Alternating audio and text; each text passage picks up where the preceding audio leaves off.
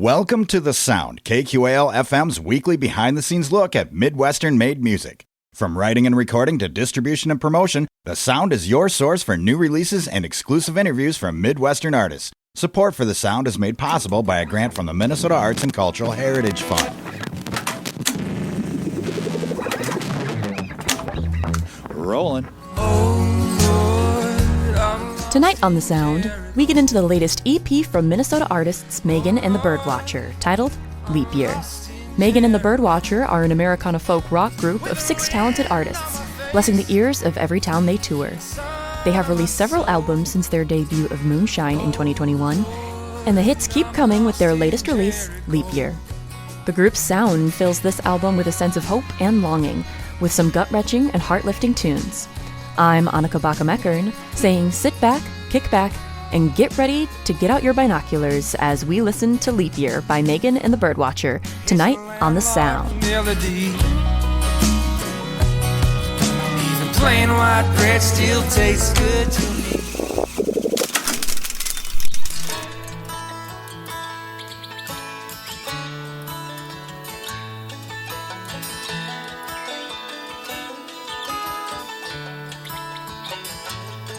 I'm in the middle of the mountains, that river running wild.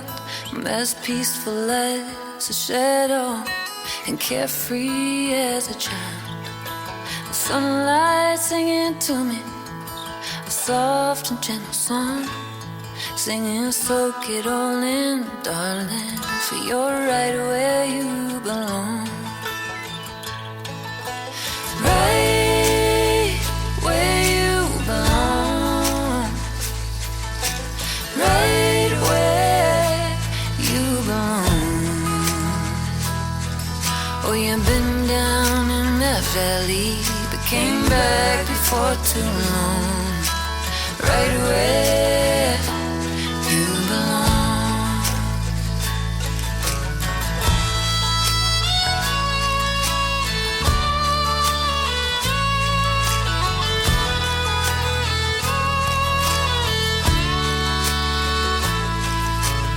To hell and back again.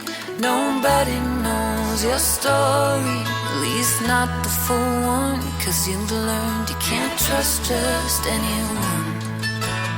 Life has dealt some heavy blows, some have made you strong, but you shouldn't have to work so hard to find where you belong. Find where you belong. Find where you belong.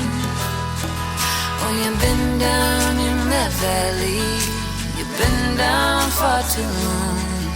Let's find where you belong.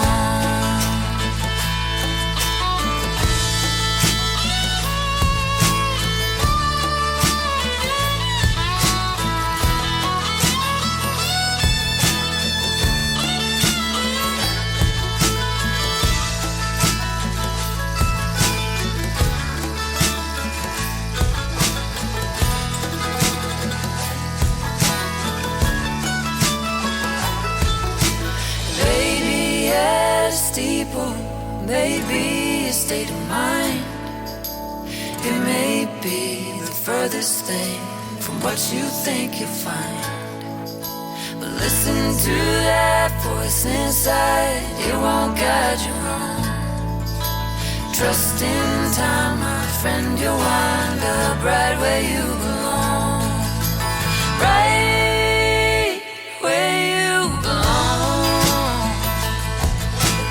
Right where you belong. There will still be valleys, but you won't stay too long.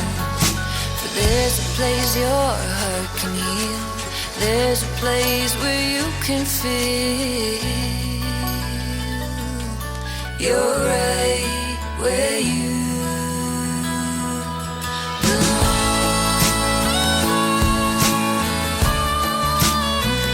Where you belong. Where you belong.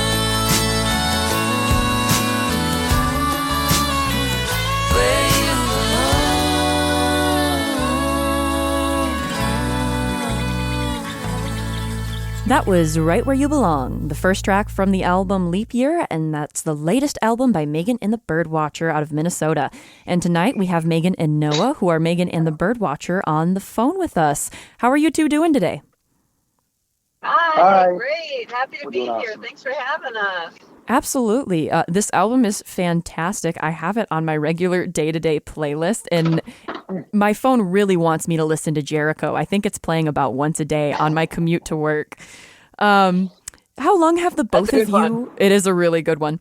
How long have the both of you been playing music, and how did you get started? Noah, you want to take that one? Yeah, I have been playing music since I was 6, where my parents signed me up for piano lessons, and I hated them for forever. Mm-hmm. And I did not like it for probably 4 or 5 years until, I don't know what happened. I think maybe I watched School of Rock or something like that, and then picked up the guitar and did guitar and piano, and then wanted to be a rock star. And then, yeah, it's progressed from there. Absolutely. Maygen, how about you? I've been singing my whole life.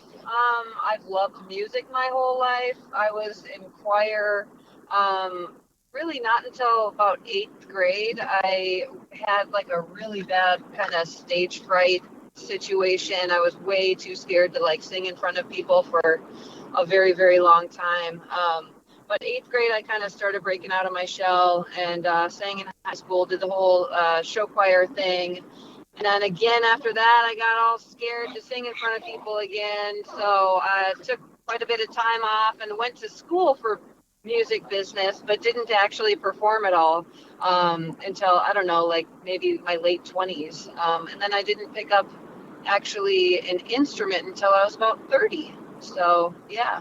Hey, there's never too late to pick up an instrument, you know? Mm-hmm. I find that we have infinite time to learn music, so start late rather than never. There you go. Exactly. I'm all about that. Yeah.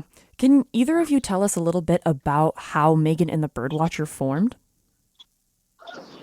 You know, yeah, I mean, I was singing at a church, and I was in a duo at the time, this group called Sparrows Rising, and we were asked to open up this private party thing, but the headliner was Indigo Girls, which was super cool and exciting, but it was just me and this other girl, and we were like, we're not a band, you know, like we were very like needing of solid guitar player and like an actual band for that gig. So I was singing at a church. Noah was playing there and got along well with him and asked him to, you know, play for us for that one gig, and then we just got along really well and kind of branched off from there.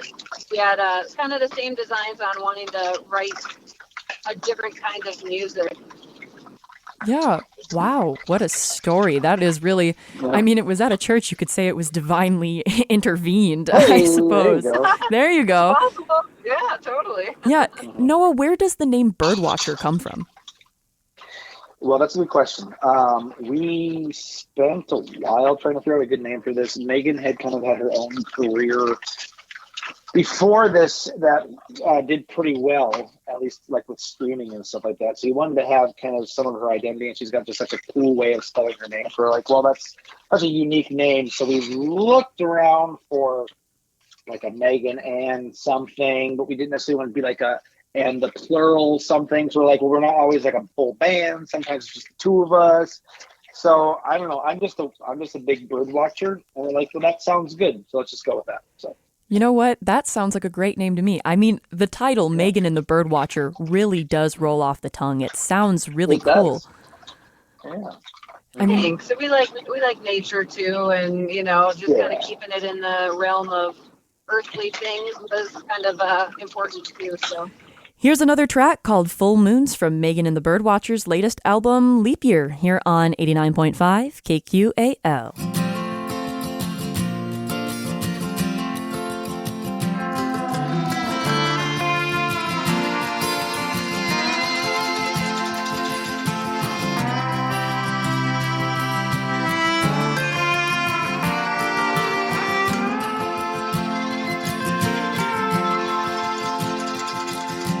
In my dreams I thought of you when I saw the moon. the way your love waxes and wanes again. I'm a little tired of chasing you from room to room, but you're the one that's always done me in. We were down on Cherry Street, just taking in the coast, looking for an answer from the sea. So I'm letting just a few more reasons out between my thumbs before the tide takes them out for me. A little light keeps shining on the time that I keep biting, rolling back and over, back again. We get a little older and my rambling days are over. Maybe this ain't just a life of sin. Now I only dream of full moons. Full moons shine away. Now I only dream of full moons. Full moons every day.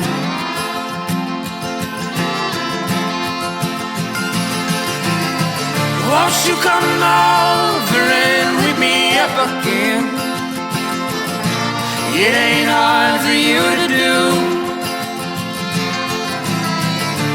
Let it out without poison in your mouth.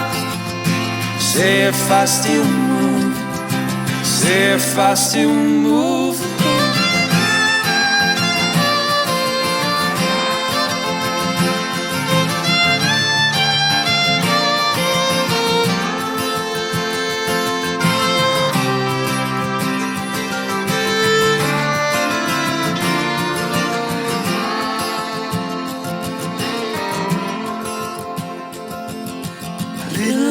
Keep shining, no time that I keep biting, rolling back and over, back again.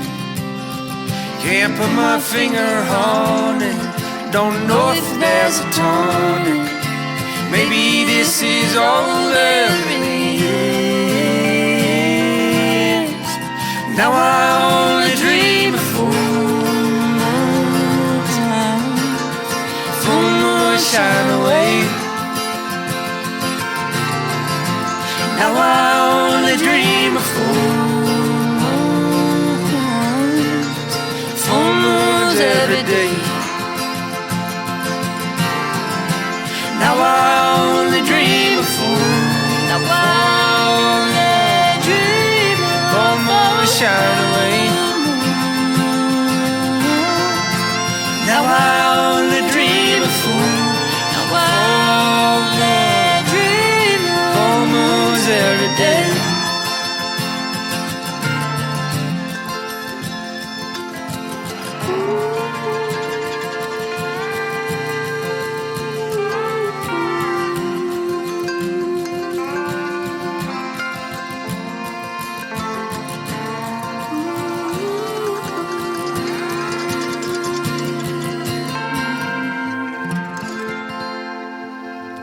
That was the song Full Moons from Maygen and the Birdwatcher's latest album, Leap Year.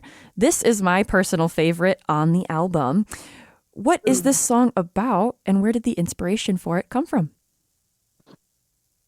What you got, Noah? Well, where did it come from? Let's see. Well, are we talking full moons or Jericho? Full moons. Full moons. For full moons? Yeah, full moons is... That's one this is like our second time doing the song. So we put it out on our original, like our first full-length album called Moonshine. And we found a way that we played it like kind of like a more chill version on this album. So we thought it's like, let's reapproach it and do like a little bit different style, because it can kind of go both ways with like the words and stuff like that. But what the lyrically where it comes from is just, it's kind of like writing about the first 6 months of a relationship where like, I don't know. I mean, there's like a lot of awkwardness with like, you know, meeting someone and kind of sharing about yourself and like the fear that comes with that and like learning somebody, I guess is how I would describe it. and everyone's weird quirks, which like you think might be like would like kind of create fiction a lot of the time, but eventually they just kind of become part of it, and like you actually start to adapt some of those quirks, and you are better for it. So that's kind of what this is about. Oh, that makes me smile. Good. Do your songs tend to be true stories, or are they sometimes fictional stories, a little bit of both, depending on how you're feeling? Oh, yeah. I mean, geez, we've really evolved in the songwriting department. I mean, one of the main things as far as songwriting for me is I was really inspired by the country music documentary that Ken Burns did. And just that, country music itself is like three chords and the truth, kind of a way of looking at things. So a lot of my songs start out as truth.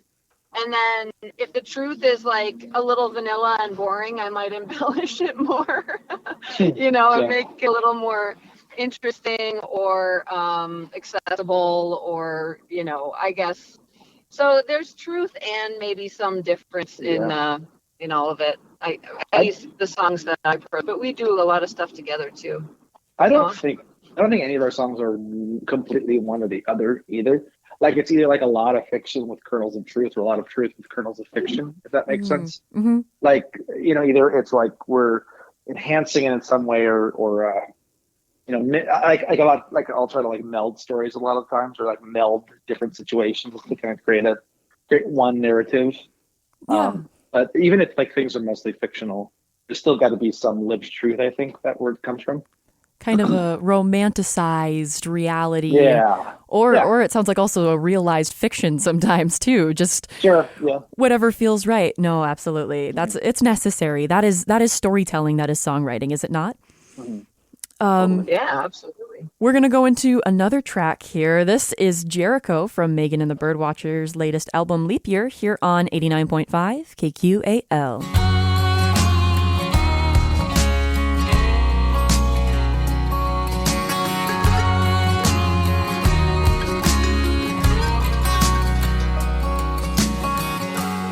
Sunday evening, I was overdressed. Lost my finger in an apple press.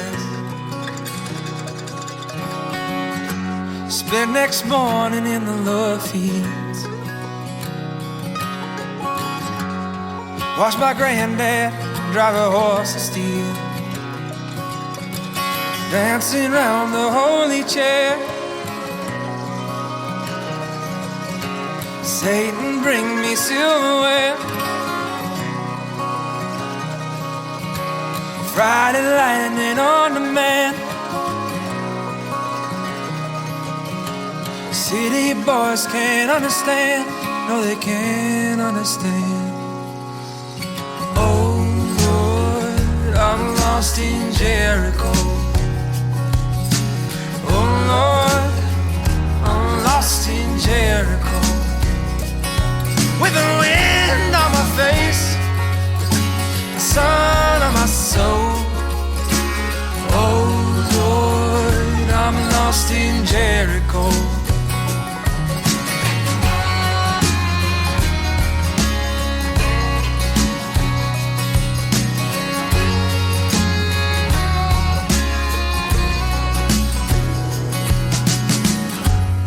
It's a landlocked melody. Plain white bread still tastes good to me. Get it wrong or get it right, don't change the way I sleep at night. Still a child of the fields. Oh Lord, I'm lost in Jericho. Oh Lord, I'm lost in Jericho. With the wind on my face, the sun on my soul. Oh Lord, I'm lost in Jericho.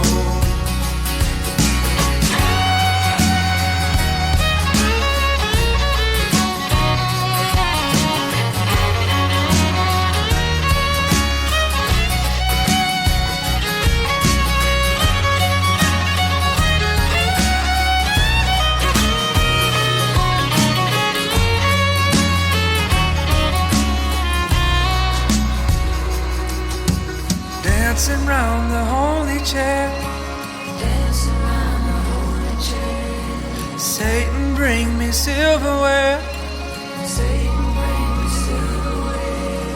Here I died and came anew. It make me and then I make you. Singing, oh Lord, I'm lost in Jericho. Singing, oh Lord, I'm lost in Jericho. With the wind on my face, the sun on my soul. Oh Lord, I'm lost in Jericho.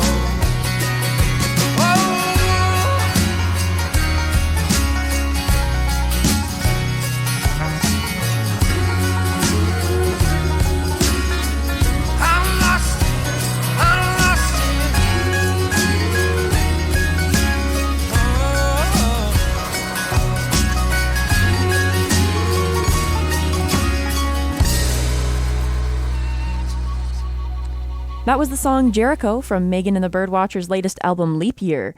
This is another great tune, and I love the sound and the consistency throughout this whole album. You had mentioned how on Full Moon you had done this track before, but you did a more mellow version, and I feel like all of the tracks on Leap Year kind of have a mellow sort of energy to them.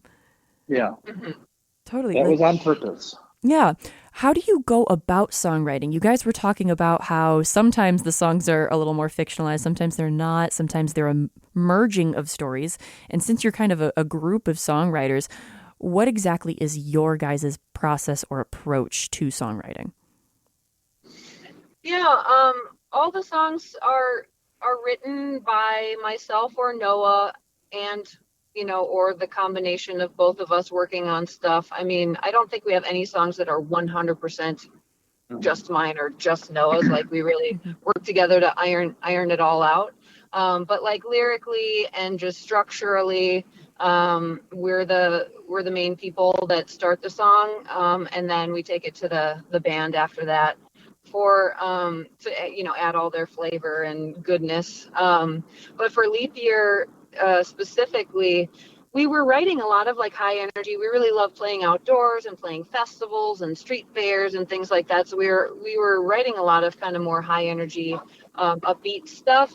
But there's just such a beauty in the calm and the more chill, contemplative type songs. So that's why we made Leap Year. We really wanted to have a work that was a combination of quite a few songs that were approached in that way. So if you're feeling that kind of vibe, you can just put on that record and have it be, I guess, a consistent feel.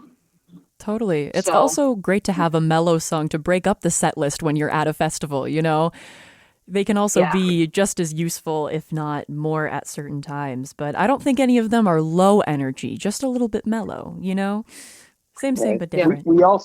We also recorded it in the middle of January when it was like negative 20 degrees outside too. So that just kind of natural space kind of helps that, I think, as well. Mm-hmm. It really does have a January energy, now that you say that. Yeah.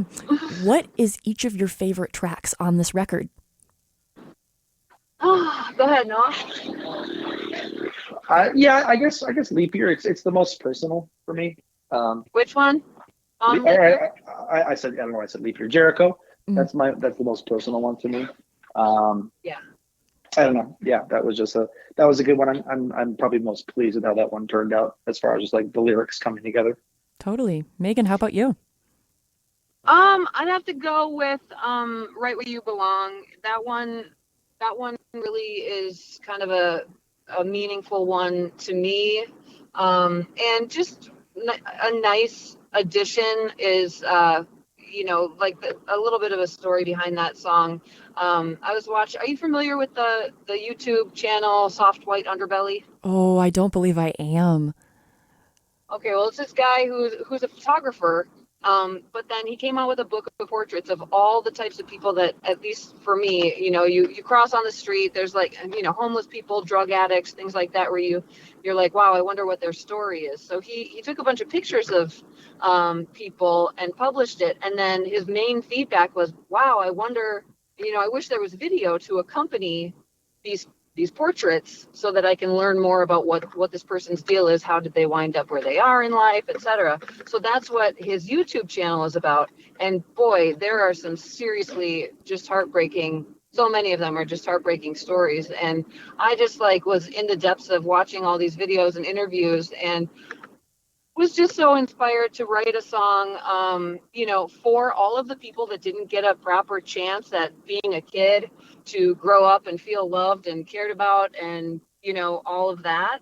And so I wrote that with these interviews in mind. And then I sent him a note saying hey, I just appreciate your channel, and here's this song that I wrote inspired by your work, or by all these people. And he wound up using it. He's got 6 million monthly followers or whatever. He wound up using the song in this video that he did to talk about his his merch. But basically it was so many people that he's interviewed that were wearing his merch, and the entire song was used. And it's just a beautiful full circle use of why I wrote a song, why we worked on it and cared about it so much. And then, to have it kind of find its way to the right audience was really awesome. Absolutely. That's an incredible story behind that song for sure. And shout out to, was that Soft White Underbelly you said that YouTube channel was? Yeah. Yep. Fantastic. What an incredible honor for, I guess, both of you to be able to mutually be able to use one another's work, because that's exactly what art is all about, isn't it? Absolutely. Yeah. Super, super cool. Totally. We're going to go into another song on the record here. We're going to go into Old Dreams from Maygen and the Birdwatcher's latest album, Leap Year, here on 89.5 KQAL. I'm tired of those old dreams. I'm not even dreaming anymore. That was the old me. She didn't know what she was living for. I built that city when the ground was still shifting. It's time to say goodbye to something I ain't missing. Old dreams.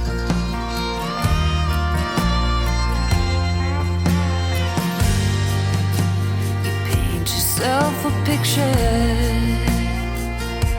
before you can know what the colors are. How big is the sky? What's the shape of the stars?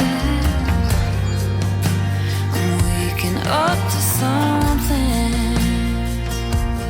finally settling into my skin, and I'm never going back again. I'm tired of those old dreams, not even dreaming anymore. That was the old me. She didn't know what she was living for. I built that city when the ground was still shifting. It's time to say goodbye to something I ain't missing. Old dreams.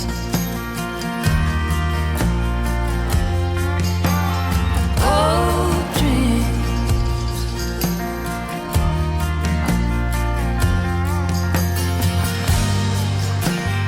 When I close my eyes, I don't see what I used to see. I'm just not the same as I used to be. When the ghosts tell stories, I get all nostalgic for the way it was. I'm sick of it getting to me like it does. I'm tired of those old dreams, not even dreaming anymore. That was the old me. She didn't know what she was living for.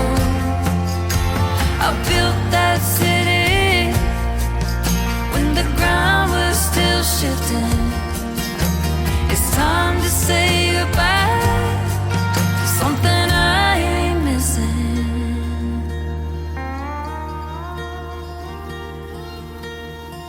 Old dreams, old dreams, old dreams.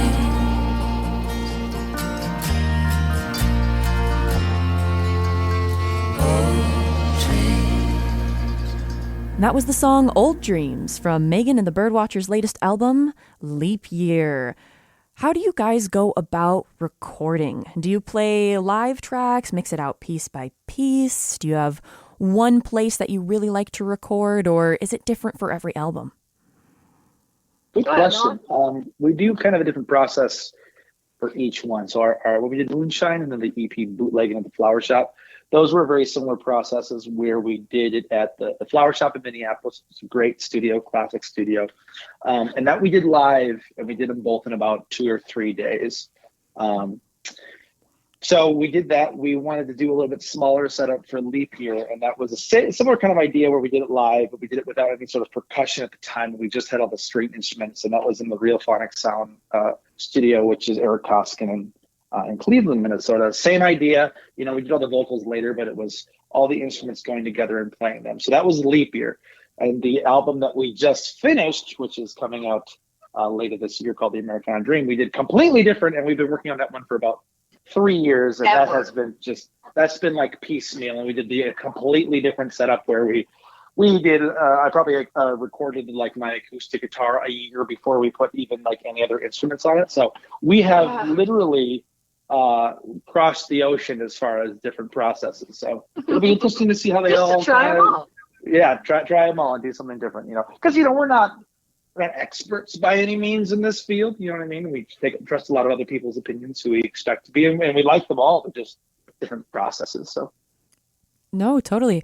I'll actually tell you, you say that you're not experts, but one of the first things that I thought when I listened to your album is, wow, this is really professionally recorded. Like I listened to your elements and it sounds like a really well-crafted album. So whoever you've been working with, and sometimes listening to other people and their opinions is better in the process. It helps get you further.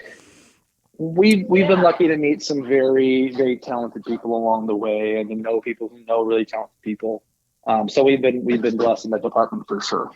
Oh, 100%. Yeah, I mean, a bunch of it is, getting the right sound, but then also such a huge and like silent piece to sounding good as someone who knows what they're doing to mix all the instruments together properly. So we know a handful of really amazing mix engineers.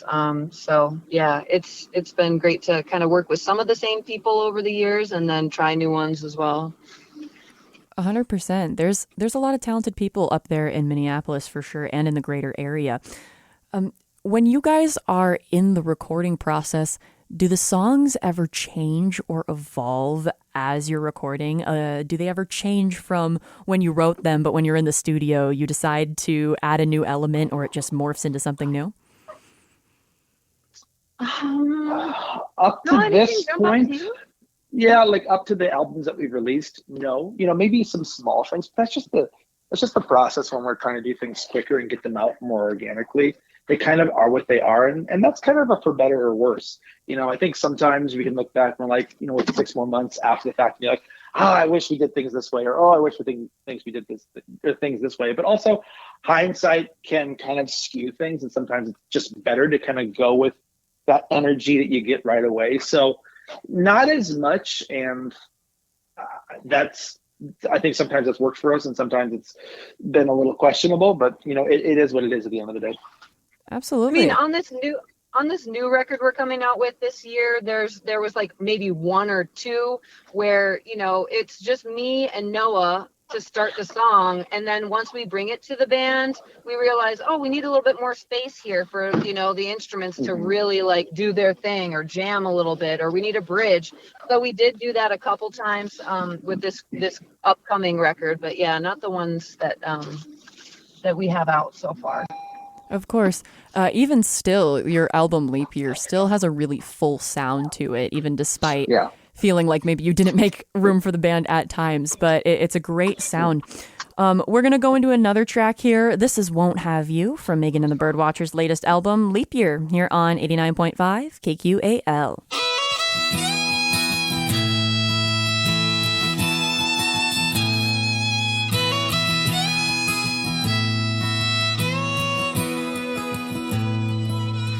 There's an island where the air is clear, the smoothest sand you've ever seen, and the wild birds on the road find the wind to get back home,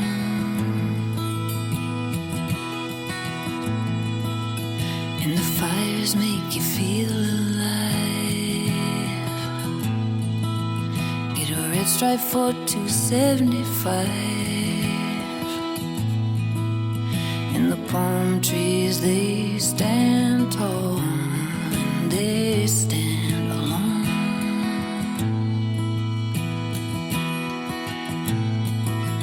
There's a mountain where the air's thin, takes all your lungs to breathe it in. Time stands where it freezes to the ground.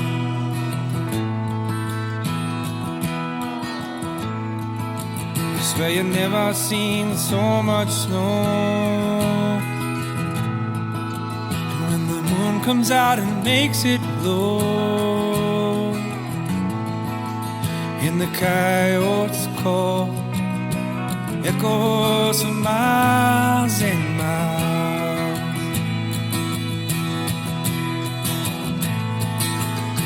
I think it's time to leave behind the only life I've known. Pack my things and hit the road, find myself a new home. Need a change of scenery, need a change of view. In the best part, oh, and the best part, it won't hurt you.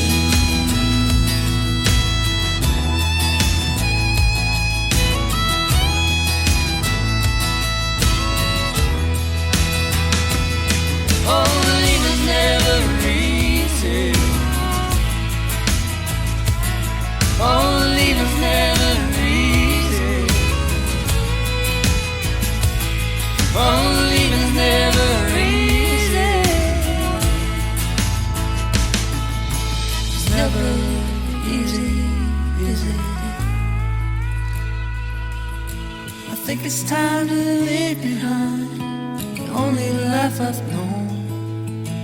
Pack my things and hit the road, find myself a new home. Need a change of scenery, need a change of view. In the best part, oh, in the best part, in the best part, oh, in the best part,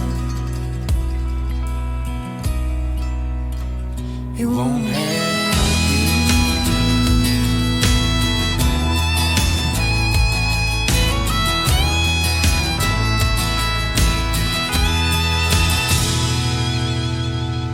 That was the song Won't Have You from Maygen and the Birdwatcher's latest album, Leap Year. What artists have you two been inspired by recently? What are you guys listening to? Oh, man. Recently, there is a guy, I think Maygen would agree with this as well. Generally, Maygen and I are like inspired by different artists, which is kind of fun, which I think a lot of the minutia of the band comes in, that we're pulling inspiration from a lot of different areas, and that comes, sometimes that kind of clashes, and sometimes it works really well together. But there's a guy named Joseph Huber out of Milwaukee. He's not like a super popular guy or anything like that, but he came out, I think, a year ago with a live album that is just terrific. It's called just under Joseph Huber Band, and I've been listening to that for like a month straight. And it's probably my most listened to album. So Joseph Huber is a great guy and absolutely insane songwriter. So that has been a huge Just inspiration such for a me. gem. My goodness. Yeah, that guy is amazing. Him and his band, the music that they make, just as a three-piece, my goodness. And So his simple. lyrics, his writing, his voice, he's like just the real deal. We love him. It sounds like you're going to have a consistent inspiration and sound coming into the band. That's awesome. Good to hear. Right. Also, Sierra Farrell is, constantly someone who I kind of obsess over and think is amazing. So, yeah, her for sure too. Great choice with a shout out to Sierra Farrell, though. Absolutely. You guys have a new album coming up soon, and you've touched on it just a little bit recently. Can you expand a little bit more about that and the single you had drop recently? Yeah, well, we don't have a single out quite yet. We had planned on it, but it's getting pushed until the end of May is when the first single is going to drop. And the record is going to be coming out in the fall. So our plan is to release a single every month until fall, starting in May. Our first single is called Feel Good. It's a song that we have been playing for a while live. So if you've been to a live show, you've seen it, but we finally got to, record it properly and do right by it. And we're really, really excited to start sharing this new music. What do you think is different about this one, Noah? It's probably our biggest departure for an album, just with like trying different sounds in different ways. I think like a lot of our earlier albums, which I obviously look back positively, but it's a lot of us just kind of getting comfortable and like settling into a sound.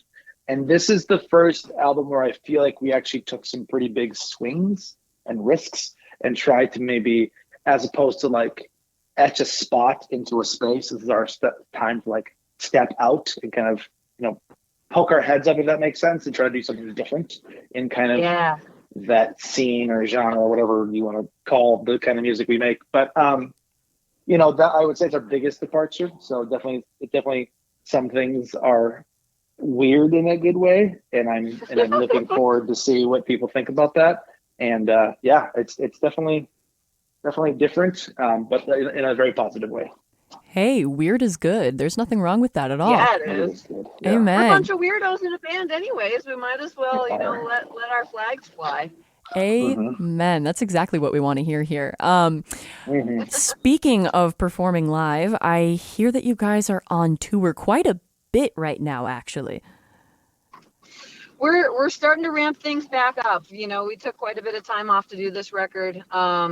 And starting in mid-May, we're getting things going. We're going to be, in Wisconsin, and we're going to go down to Chicago.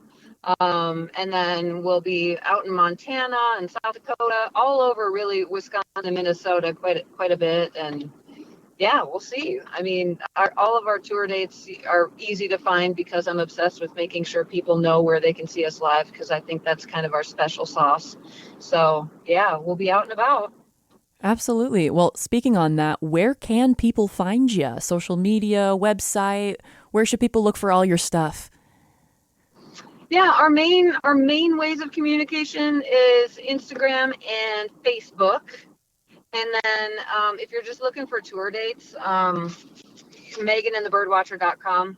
And we also have a bunch of videos and music and stuff up on our website as well. But Facebook and Instagram are the two main places where you can find us and shoot us a message and whatever, interact. Absolutely. Good stuff. What else is in the future of Maygen and the Birdwatcher besides touring and a new album? Man, what could there even possibly be? Seriously. Run for president. I don't know. The album is a real big part. Yeah, our full focus is just getting this album out and really trying to make it as many ears as possible and really give it the due and time it needs. So that's really what our focus is. Yeah, totally. This album has been a giant, not task, but a project that has, taken many years to come together, and a lot of Kickstarter. Thank you. Shout out to the Kickstarter backers, a lot of Kickstarter money, and just so much love and effort that we're going to really spend our time with it and just spend time, sharing the album and playing the songs live and seeing where we can go from there. Mm-hmm. A huge tour schedule and an album is quite enough. I did say that to be a little tongue-in-cheek. But yes, the last tune on this album is Antidote. Is there a reason that you chose this song to end the album? This one is just a special, beautiful love song. It's also a second approach to the original that we released on our first debut album, Moonshine. Number one, I love the way Noah plays piano. And he never gets to do it live, and I only ever got to hear it, sometimes we play weddings, and so I got to hear it, at some weddings, and it's a beautiful love song. It needed piano. I love singing to piano, and it's just a nice, calming, beautiful end to a nice, to us, calming album, I would say. Maygen, Noah, thank you so much for joining us today. If you'd like to say a goodbye to the fans, now's your chance. Oh, yes, thank you. It's been so much fun to be on here. It's a great interview. Absolutely. Thank you. Yeah, we really appreciate it. Thank you so much. Absolutely. Well, let's play that last track. This is Antidote from Maygen and the Birdwatcher's latest album, Leap Year, here on 89.5 KQAL.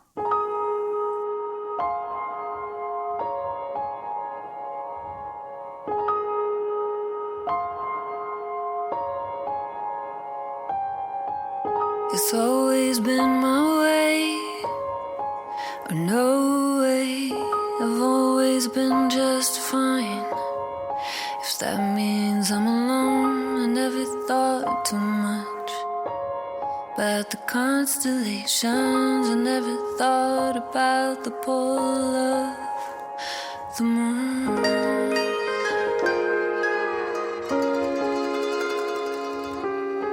You came in through the side gate, unexpected, open this untamed heart to your blanket of love, wrapped up so tight in unspoken safety, never release me. Excuse me.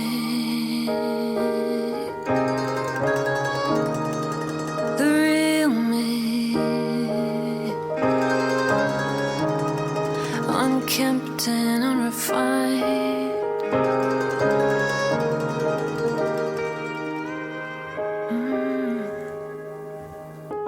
I know I'm stubborn and I'll take too long to come around. Your constant patience is a key that brings my walls down. The way I'm made was written in the stars light years ago.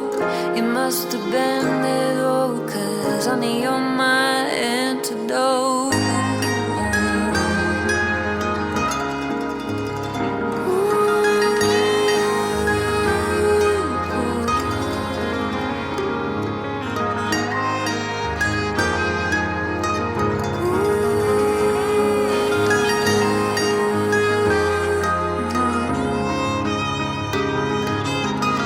I never was the one to share all I'm thinking. I never was the one with the steady mind pushed you away. You came back for me, never released me. 'Cause you see me.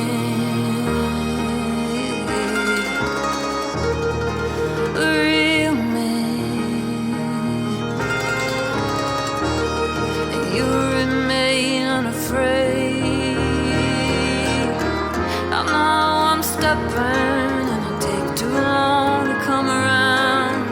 Your constant patience is the key that brings my walls down. The way I'm made was written in the stars light years ago. You must have been there though. You must have been there though. I know I'm stubborn and it'll take too long to come around. Your constant patience is a key that brings my walls down. The way I'm made was written in the stars light years must have been there, 'cause honey, you're my antidote.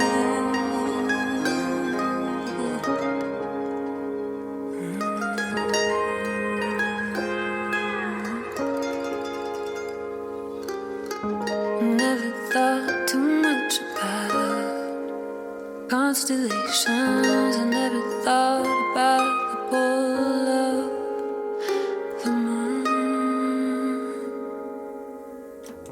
Thanks again to Maygen and Noah of Maygen and the Birdwatcher for joining us tonight on The Sound. To hear more from Maygen and the Birdwatcher, look them up at MaygenandTheBirdwatcher.com, Bandcamp, or your favorite streaming platforms. For more deep dives into local and regional albums, tune into The Sound every Wednesday night at 6, right here on 89.5 KQAL. You can also listen to past episodes of The Sound with extended interviews and exclusive content on your favorite streaming services. Find links at KQAL.org. I'm Annika Bakkum-Ekern, and we've just heard from folk rock folks Maygen and the Birdwatcher here on The Sound. Thanks for listening to The Sound. The Sound is produced by KQAL FM on the campus of Winona State University. Visit us online at kqal.org. Theme music for The Sound provided by Mike Terrell of Fires of Denmark.